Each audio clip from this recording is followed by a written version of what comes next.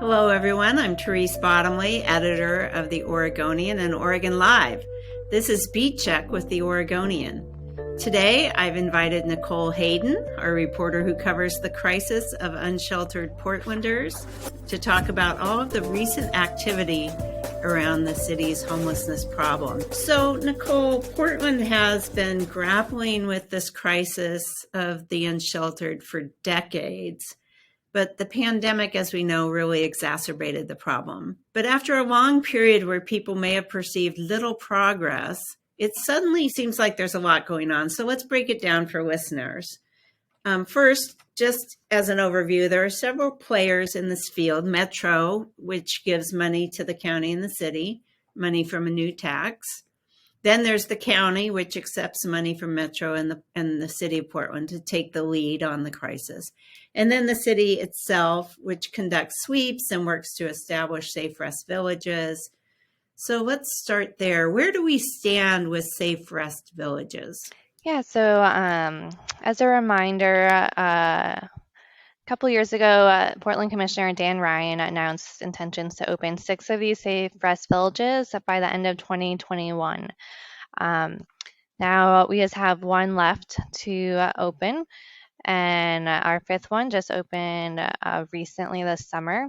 And in addition to that, during the process of opening these 5 safe rest villages, the city also kind of relocated and made more permanent 2 other temporary pod villages that were open during the pandemic.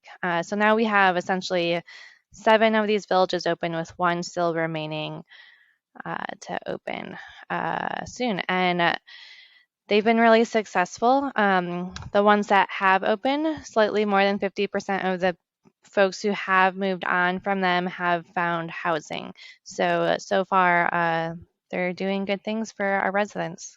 So just to be clear, each safe rest village, houses not a lot of people, maybe several dozen, when we have, several thousand on the street. That's correct. They housed maybe like 30 to 60 people.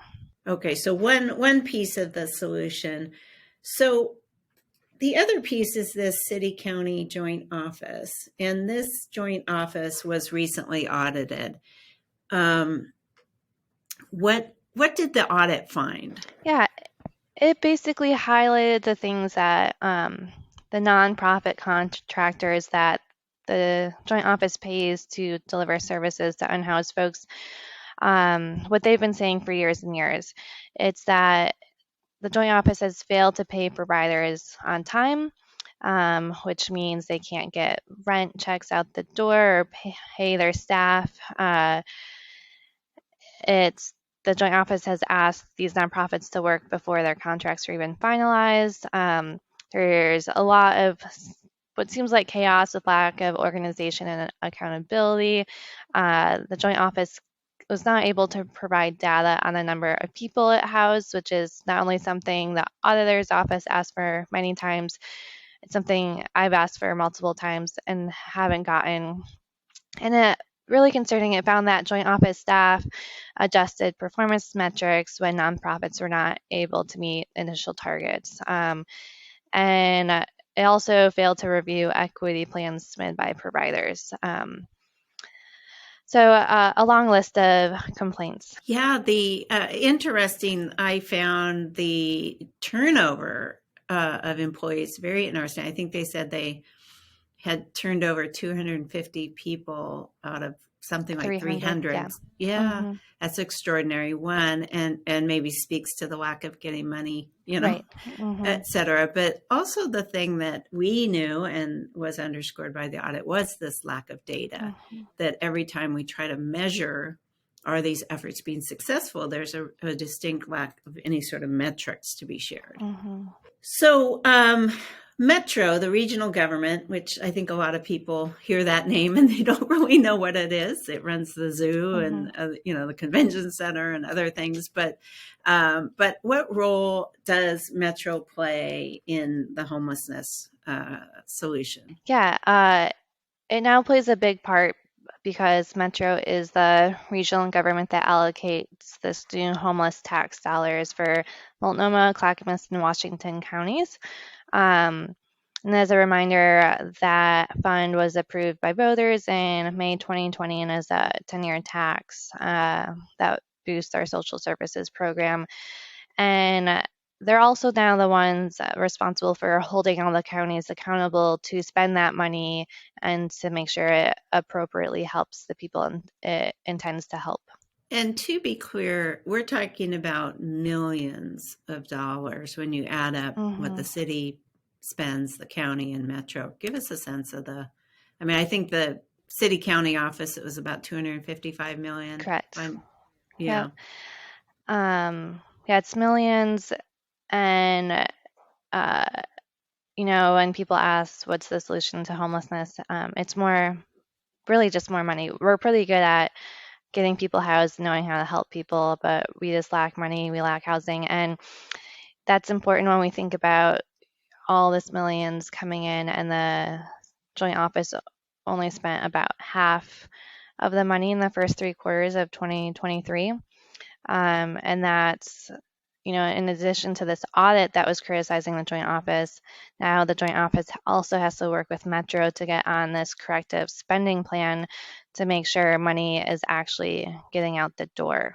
So there's 2 issues. One is they had money and they didn't spend it. And I think your stories have dealt with that, but it's kind of a little mind-boggling, I think, for people to understand. It's like, what happened there? I mean, all these millions of dollars are in hand, but what's going on that everything is so bogged down? Yeah, part of it is the nonprofits just didn't receive the money from the joint office. And, a lot of nonprofits expressed a lot of frustration because they could help more people if they had this money. And I think some of the issues of getting the money out the door was highlighted in the audit that really underscored the kind of chaotic environment at the joint office. Just these processes, like the audit showed that maybe there was a contract that needed to be paid that was maybe $300,000, and it got held up because the nonprofit didn't provide proof for like a $25 check or something like that. And so the joint office has stated that they're working on that. But then at the same time, once the nonprofits do get this money was meant for rent assistance and services. And it didn't come with support for the people who actually provide these services. So with more money means more work, and you're getting more, that means you can help more families, more individuals. And so you're asking these folks with already dozens of families to kind of double that and do twice as much work. And that's just hard. There's only so many hours in the day, and these folks are under really emotional conditions that they're dealing with at work. They're not paid a lot. So the nonprofits are asking the joint office to, one, give more money for staffing so they can hire more people, but also increase what the contract so that they can pay the folks enough money where those folks providing housing services don't also need those same housing services they're providing. Yeah, I noticed that was part of the county plan was to set some of that millions aside for boosting salaries. You've written about this issue, that some of the very people working to help people get out of homelessness are in danger themselves of, living paycheck to paycheck or that close to the brink. So it's a really interesting issue. The New York Times wrote recently about Portland and how the fentanyl crisis intersects with homelessness and inability of people to get shelter or get help through the existing services. But they featured a man who'd moved here from elsewhere. And, I think sometimes people think that a lot of homeless people move here because of services or because of the weather being more temperate or what have you. So what do we know about the people who live on our streets and where they're from? Yeah, that's a pretty common belief no matter where you're living. A lot of people always think like, these folks are coming to us. It's not our city doing this. Some other city must be forcing this on us. But most people who are homeless in Portland are from Portland, or the last place they were housed was Portland. Um, and, before we dive into that homeless data, it's worth noting that nearly half of Oregon's overall population is from another state. We just overall, like, people move here for the lifestyle, for jobs, um, just like people move to California for the lifestyle, for jobs, things like that. And we're also a good option for LGBTQ folks who have experienced discrimination, hate, unsafe living conditions, um, can access no access to like needed medical care.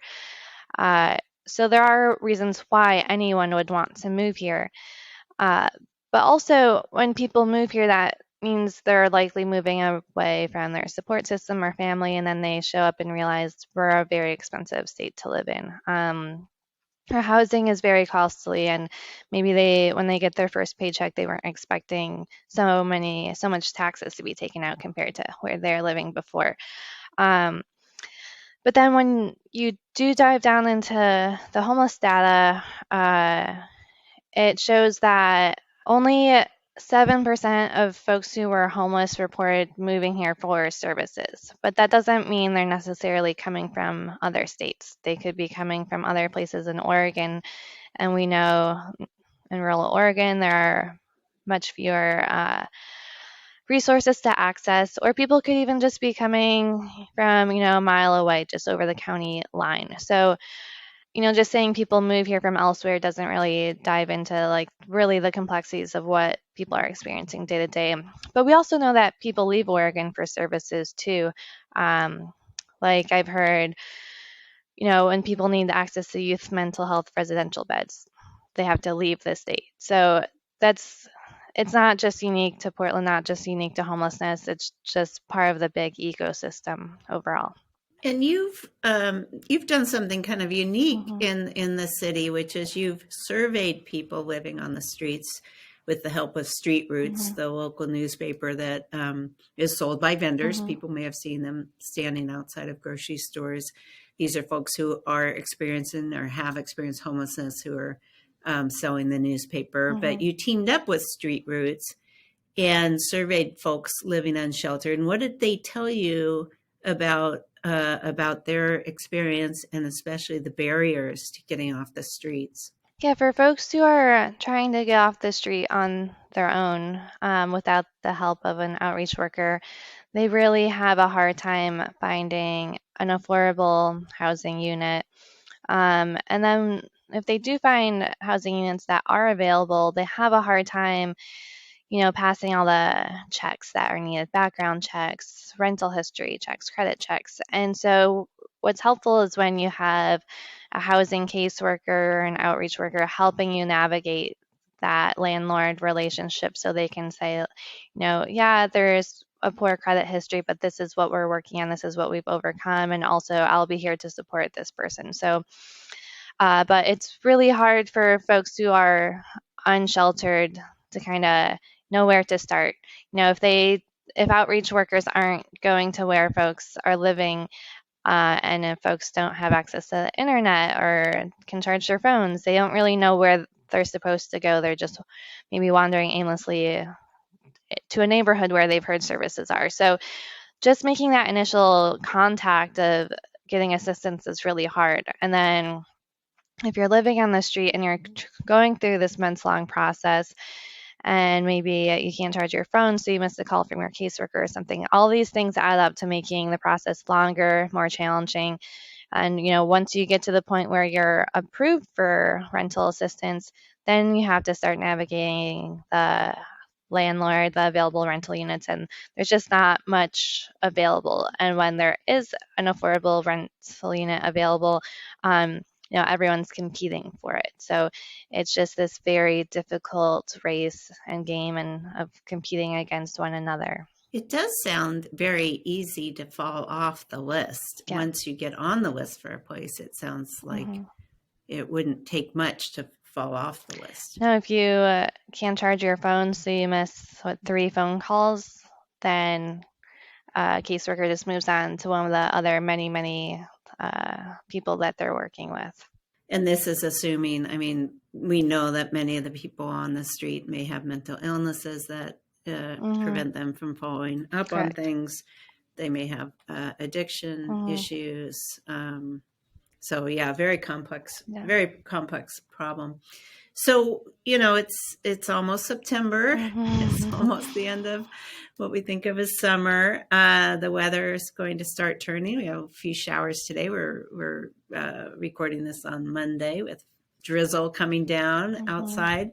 And as the weather turns, will we start seeing tents being distributed again? What's the status on the tents? Yeah. So it was only Portland Street Response that had a ban on handing out tents, and those workers make up a small portion of the overall workers who are distributing tents in Multnomah County. And the Joint Office actually has a large warehouse of supplies that organizations can pick up and hand out when they see necessary. And maybe in the summer when the temperatures are better, people also might have a less interest in tents. But as we see the temperatures getting chillier and more rainy, I think we will see an uptick of tents being handed out as the weather worsens. But what's also happening is, more aggressive sweeps. So as these tents are being handed out, they're also then being thrown away. And just anecdotally, I live near Old Town, and yeah, I've seen many, many more people just sleeping directly on the sidewalk and fewer tents. But I think we will see tent distribution again in the winter because just the weather necessitates it. But it'll just be interesting to see how aggressively those tents are swept during the depths of winter. Yeah, we've talked a little bit about these efforts. You mentioned the sweeps. We've also heard the word reset. I know the inner southeast reset to me appeared anecdotally to just shift everybody 10 blocks east, So it is a tricky issue in terms of city workers essentially chasing people from one spot to another. I don't know. We haven't talked a lot about fentanyl in the intersection, but I have heard that fentanyl maybe creates a sense of paranoia where somebody doesn't want to be in a shelter, or a tent is a safer place in their mind, given the drug-induced paranoia or whatever it is. I don't know a lot about it, but tell me how you think fentanyl intersects with the difficulty in getting people off the street. Well, I think even before fentanyl, people had poor experiences in shelters, so there was already this kind of logical paranoia. But then when you add in fentanyl and this new meth that is even more powerful, yeah, people are experiencing a lot of drug-induced psychosis, drug-induced paranoia, and it makes people more scared and more kind of defensive. So in their minds, they feel like they need to just survive alone just to get through the day and get through the night safely. Um, and you kind of have to have luck of interacting with someone in their lucid state and making them feel safe in that moment to maybe try shelter or try a detox bed or something. But all those things are not long term, and someone who is part of the fentanyl crisis needs a long-term residential bed to really get through that now like medical emergency that's like going through their body, and we can't really adequately serve those people right now. We weren't expecting such a big shift in what the drug crisis was going to look like, and we're not prepared for that. And so we lack those beds, but we also overall lack shelter beds. Our shelter beds are often at capacity, and then in the winter even more so. So it's difficult for people to navigate and find the shelter that's right for them. Yeah, I was going to ask about that. I mean, we know that there were court rulings about you can't criminalize, people sleeping outside if you don't have a bed to offer them. But, what's on the horizon for winter? I mean, where do we stand with beds for people? We just opened in the city of Portland one of these mass pod sites, and that hopefully will be a good thing as we look into winter, because these are individual units that have heat and AC, so people are protected from weather. They also feel safe. They have their own locking door, and supposedly more of these are on the horizon. More before winter, probably not. So every winter we do expand our shelter capacity by hundreds of beds. And then on our worst nights, we pop up, these severe weather shelter beds. But again, our homeless population is around 6,000 people, and our permanent year-round shelter beds is around 2,000. So we're always not going to be able to serve the need. Okay, with that, I'll call it a wrap. Thanks so much for listening to Beat Check with the Oregonian. If you like this show, give us a 5-star rating and review in Apple Podcasts. It really helps people find the show. Tell a friend, help spread the word. The best way to support our journalism and stories like this one is with a subscription to OregonLive. You can do that at OregonLive.com/pod support. Until next time.